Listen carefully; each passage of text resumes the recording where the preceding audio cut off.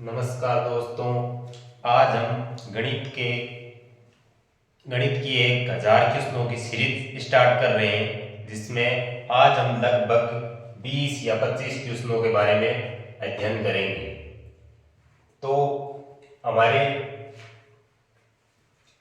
Series में पहला question है गणित का कि 156 का अभाज्य गुणनखंड क्या होगा। ठीक है, तो अभाज्य गुणनखंड कैसे निकालते हैं पहले वो सीखते हैं। ठीक है, अभाज्य गुणनखंड 156 का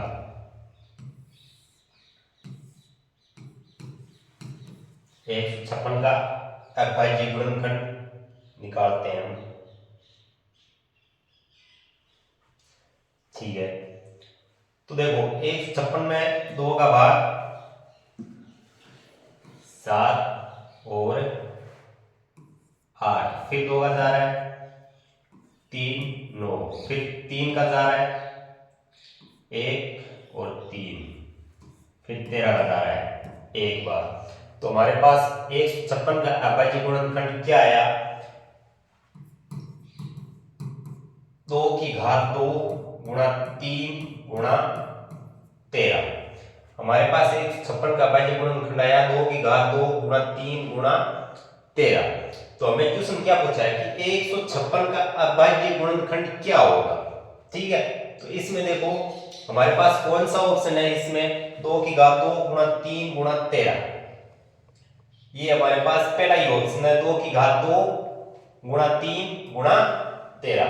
इसका मतलब हमारा पहला ऑप्शन सही है। ठीक है, आगे बढ़ते हैं। क्लोज क्लोज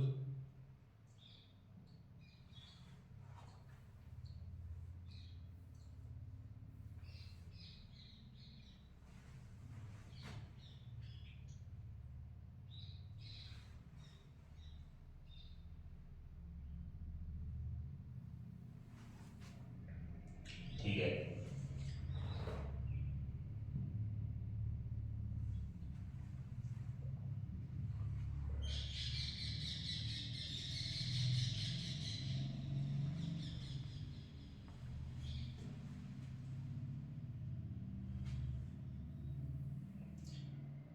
और अगला हमारा दूसरा क्वेश्चन है कि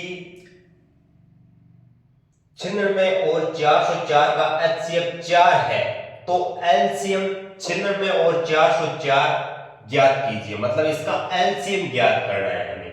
तो हमारे पास एचसीएफ कितना है, एलसीएफ है 4 और हमें एलसीएम निकालना है। ठीक है, तो एलसीएम कैसे निकालते हैं, इसमें एक सूत्र होता है एलसीएम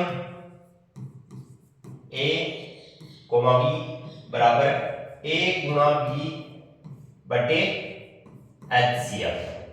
ठीक है, अब देखो हमारे पास एचसीएफ है और ए और बी का मान है 96 और 404।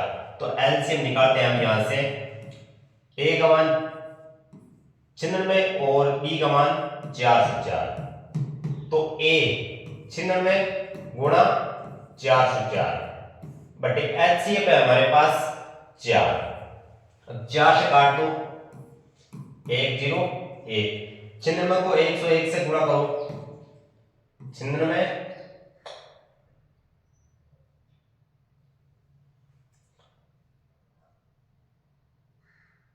96 6 हाँ भाई 9 9 और 96 को 1 से गुणा किया 96। ठीक है, इसका मतलब हमारे पास एलसीएम कितना आया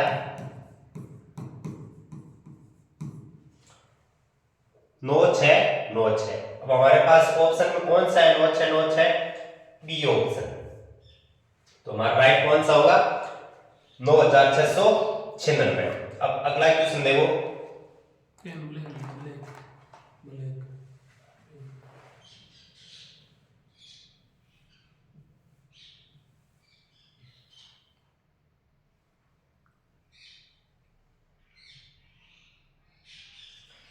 हमारे पास तीसरा क्वेश्चन है सबसे छोटी अभाज्य संख्या कौन सी होती है। देखो सबसे छोटी अभाज्य संख्या, अब देखो अभाज्य संख्या कौन कौन सी होती है, अभाज्य संख्या। पहले तो इसमें बता देता हूं कि अभाज्य संख्या होती क्या है। अभाज्य संख्या वो होती है जिसके केवल दो गुणनखंड हो, जिसके गुणनखंडों की संख्या के कितनी हो, केवल दो गुणनखंडों की संख्या दो, वो होती है अभाज्य संख्या। ठीक है, तो अभाज्य संख्या हमारे पास कौन कौन सी है, एक तो 2, 3, 5, 7 ऐसे अनंत तक चलती है। अब हमारे पास प्रश्न क्या है कि सबसे छोटी अभाज्य संख्या कौन सी है, तो हमारे पास सबसे छोटी अभाज्य संख्या कौन सी है, 2 है। इसका मतलब हमारे पास ऑप्शन कौन सा हो गया, ऑप्शन नंबर ए। अब आगे 4 नंबर क्वेश्चन है,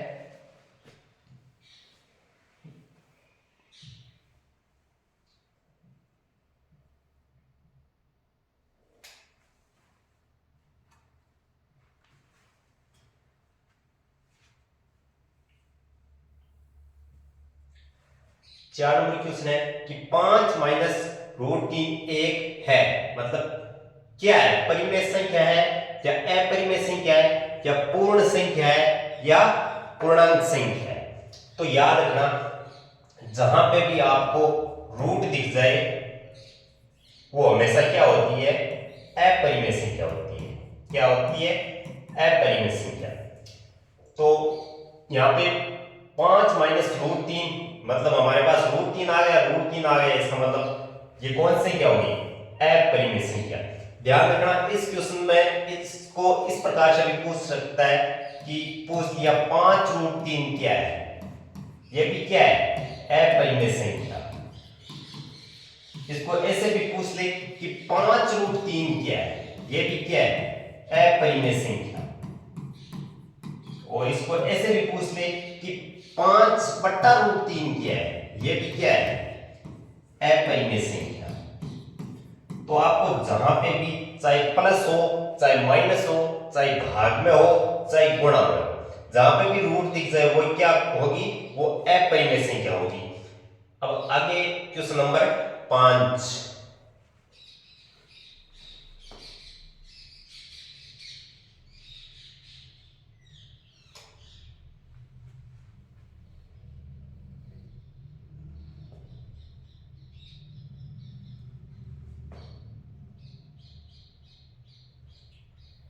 क्वेश्चन नंबर 5, एक अभाज्य संख्या के कुल गुणनखंडों की संख्या है, मतलब ऑप्शन है 0 1 2 3। अभी भी पीछे एक क्वेश्चन आया था ऐसा कि एक अभाज्य संख्या है, उसके गुणनखंडों की कुल संख्या कितनी होती है, अभाज्य संख्या के कुल गुणनखंडों की संख्या वो होती है 2। कुल गुणनखंड कितने होते हैं, 2। तो इसका मतलब हमारा ऑप्शन कौन सा हुआ, सही, सी ऑप्शन। आगे 6 नंबर क्वेश्चन है हमारा,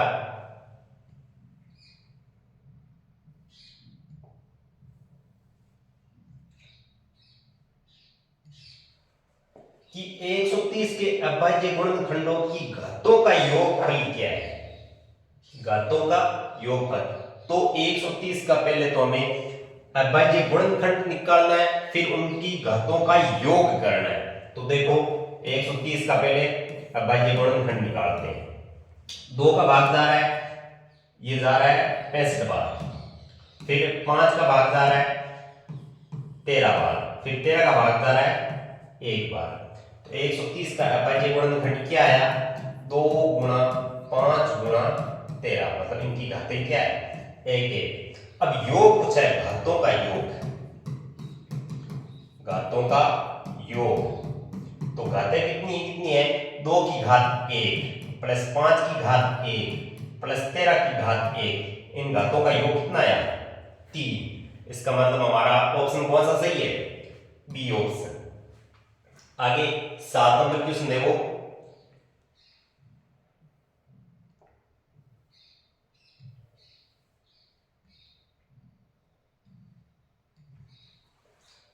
निम्न में से अपरिमेय संख्या है।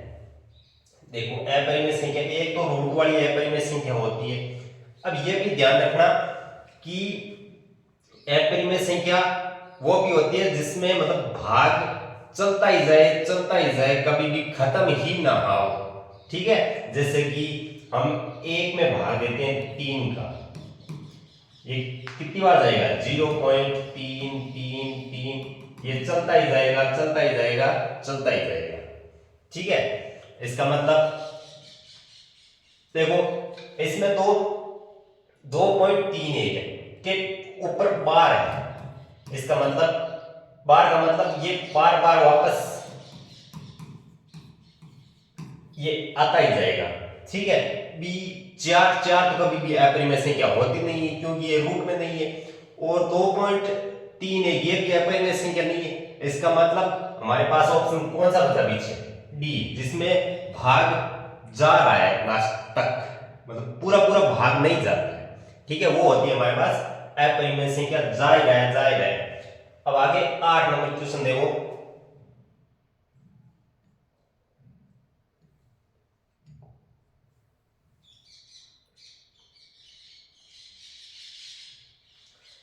निम्न में से एक द्विघात बहुपद नहीं है। अब देखो द्विघात बहुपद क्या होता है, द्विघात बहुपद चर की अधिकतम घात 2, इसमें द्विघात बहुपद में चर की अधिकतम घात 2 होती है, वो होता है द्विघात बहुपद। तो देखो द्विघात बहुपद नहीं है, इसमें अधिकतम घात 2 है, ये तो है द्विघात बहुपद है। x² - 4, इसमें भी अधिकतम घात 2 है, इसका मतलब ये भी द्विघात बहुपद है। x² - 4x + 4, इसमें भी अधिकतम घात 2 है, तो ये भी द्विघात बहुपद है। लेकिन बी ऑप्शन में x की घात 3 आ गई, हमें कहा है कि द्विघात बहुपद नहीं है। द्विघात बहुपद में अधिकतम घात कितनी होती है सर, 2, लेकिन इसमें घात 3 आ गई, इसका मतलब ये क्या है, द्विघात बहुपद नहीं है। ये क्या है, ये है त्रिघात बहुपद। कौन सा है, त्रिघात बहुपद। ठीक है, और अधिकतम घात यदि 1 हो, अधिकतम घात 1 हो, वो होता है रैखिक बहुपद। 1 हो तो वो होता है रैखिक बहुपद।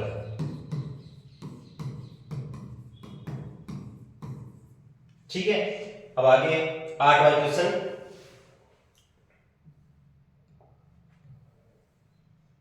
क्या 9 नंबर, बहुपद px का शून्य जहां px बराबर ax + 1 है और a का मान 0 नहीं होना चाहिए। अब शून्य मतलब यहाँ पे x की जगह क्या रखें कि इस पूरे px का मान 0 आ जाए। ठीक है, तो देखो आप रख के भी देख सकते हो और आप इसका शून्य वैसे निकाल भी सकते हो। कैसे कि px बराबर क्या है हमारे पास, ax + 1। शून्य निकालने के लिए हम px बराबर क्या रखते हैं, 0। ठीक है, तो px की जगह 0 रख दो, तो ax + 1 बराबर 0। एक उस तरफ गया तो माइनस का 1, तो x बराबर क्या आ गया, -1। a इस तरफ भाग में, x बराबर माइनस का 1/a, तो x बराबर -1/a। कौन सा ऑप्शन है, ऑप्शन नंबर डी। हमारा कौन सा सही है, ऑप्शन नंबर डी। आगे 10 नंबर क्वेश्चन।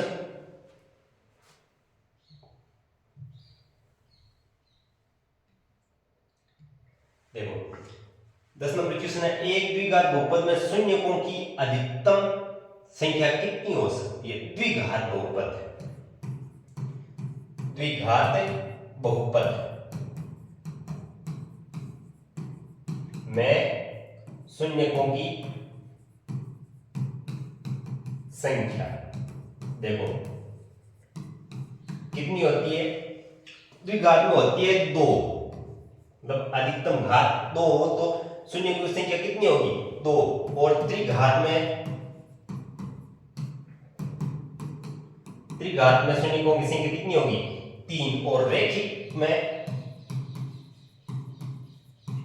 बहुपद में शून्य की संख्या 1। हमें पूछा है द्विघात बहुपद में शून्य की अधिकतम संख्या कितनी होगी।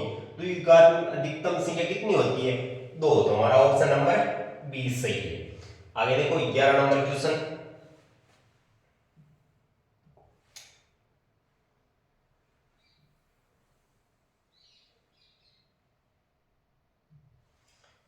द्विघात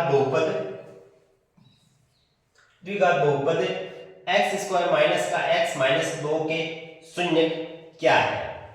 हमारे पास है x square minus x minus 2 के शून्य, यहाँ पे माइनस है कि शून्य क्या है। तो देखो वैसे भी इसके बराबर हमें शून्य पूछा, शून्य की इसका मतलब x का क्या मान रखें ऐसा कि इसके बराबर में 0 आ जाए। तो हम निकाल भी सकते हैं और ये रख के देख भी सकते हैं। देखो पहले निकालते हैं तो इसके टुकड़े करने, इन दोनों को गुणा करते हैं तो माइनस का 2 एक्स स्क्वायर, और बीच वाले को जोड़े या घटाएं तो माइनस का 1 अक्षर आना चाहिए। तो देखो एक्स स्क्वायर माइनस का 2x प्लस का x माइनस का 2, माइनस x को तोड़ा माइनस का 2x प्लस का x, माइनस 2 में से a गया पीछे, माइनस का x बचा, और माइनस 2x को x से गुणा किया तो माइनस के 2x स्क्वायर आ रहे हैं। ठीक है, बराबर 0 रख के करते हैं। चलो कॉमन क्या है x, पीछे क्या बचा x माइनस 2। यहाँ पे जो चिन्ह यहाँ पे है वही चिन्ह यहाँ पे लेना है। यहाँ पे a कॉमन आ रहा है x माइनस 2 बराबर में 0। पूरे में से कॉमन x माइनस 2, पीछे क्या बचा x प्लस 1 बराबर 0। x माइनस 2 बारी बारी 0 के बराबर रख दो, x माइनस 2 बराबर 0। x का मान क्या आ रहा है हमारे पास, एक तो आ रहा है 2, और एक x प्लस 1 बराबर 0। एक x का मान क्या आ रहा है माइनस का 1। अब x का मान माइनस 1 और 2 किस में है, वो देखो 2 तो किसी में है ही नहीं, डी ऑप्शन में है। इसका मतलब हमारा ऑप्शन नंबर डी सही हो गया। ठीक है, अब आगे क्वेश्चन नंबर 12।